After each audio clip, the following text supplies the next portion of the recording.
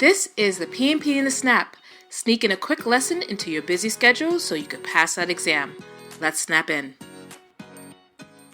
This is Kaye B, and welcome to another episode of PMP and the Snap. Today's episode is about risk, threats, and opportunities. Let's start with risk.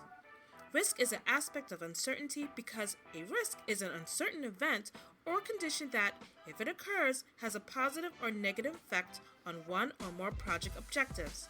Negative risks are called threats, and positive risks are called opportunities. All projects have risks because they are unique undertakings with varying degrees of uncertainty.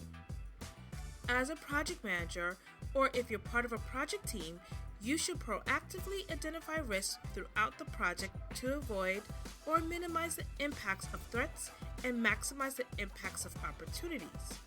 Both threats and opportunities have a set of possible response strategies that can be planned for implementation should the risk occur. In order to navigate risk effectively, the project team needs to know what level of risk exposure is acceptable in pursuit of the project objectives.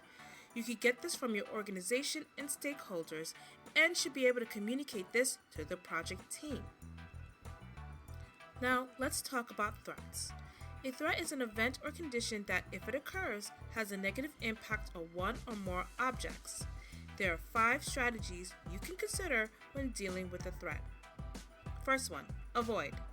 Threat avoidance is when the project team acts to eliminate the threat or protect the project from its impact. Number 2, escalate. Escalation is appropriate when the project team or the project sponsor agrees that a threat is outside the scope of the project or that the proposed response would exceed the project manager's authority. Number 3, transfer.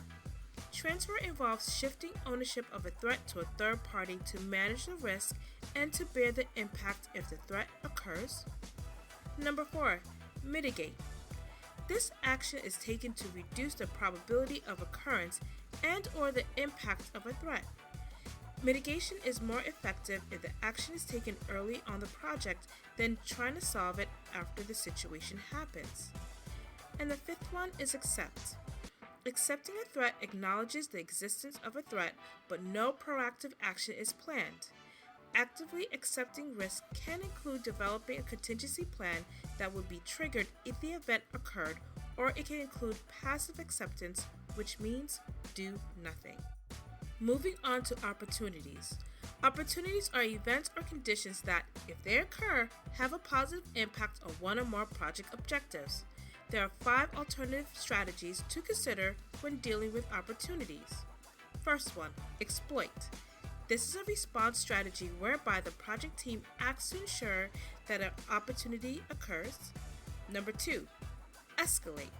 Just like in threats, this opportunity response is used when the project team or the project sponsor agrees that an opportunity is outside the scope of the project or the proposed response will exceed the project manager's authority.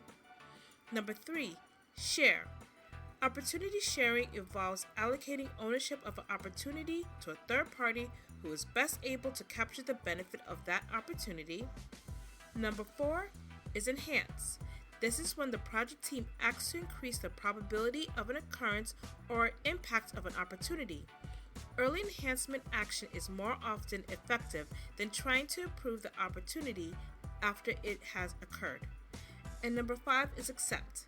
Accepting an opportunity acknowledges its existence, but no proactive action is planned. Once a set of risk response has been developed, it should be reviewed to see whether the planned responses have added any secondary risk. Response planning should be repeated until it's within the risk appetite of the organization and or sponsor.